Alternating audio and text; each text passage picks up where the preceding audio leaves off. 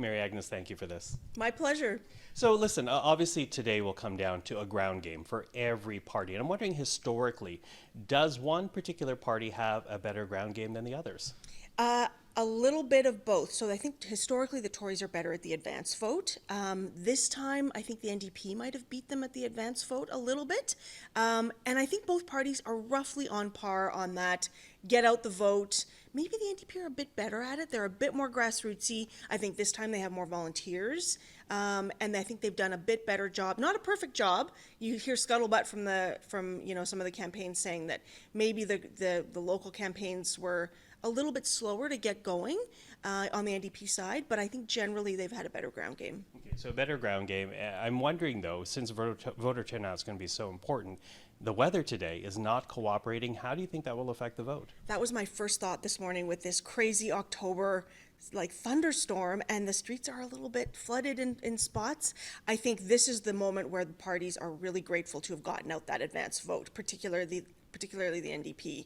I think it's starting to clear up. People generally, in a tight election where they feel their vote really matters, that's really what drives them to the polls. Also, we're Winnipeggers. Bad weather, not a big deal.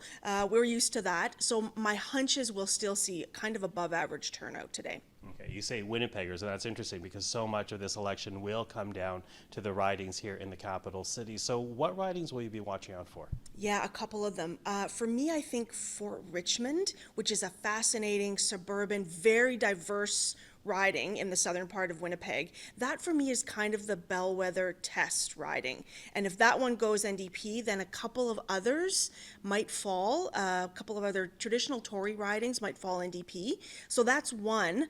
I'm also watching Lagimodiere, kind of a similar riding, quite suburban, a little bit more conservative, a very tight race there. In fact, I ran into a fellow who's part of the Tory EDA association just the other day downtown, and he was talking about how tight he feels it is. So both parties really feel Lagimodiere is tight. Okay, tight, and that's as well an interesting point because, of course, the latest numbers have been pointing to an NDP victory. Do the NDP have a lock? Is this a change election?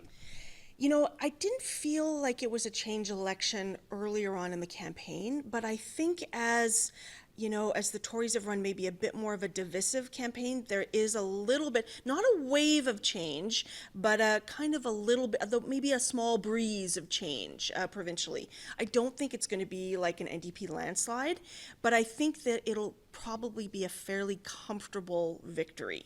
And I do think, I think the funny thing is, though, there still will be some of those ridings that are pivotal, like the decisive ridings where we still might see really close votes. I think enough of them will go NDP, but it'll still be maybe a little bit of a nail biter, at 9:30 or 10 tonight. Okay, well, we'll be watching. Mary Agnes, always appreciate the time. Thank you. My pleasure.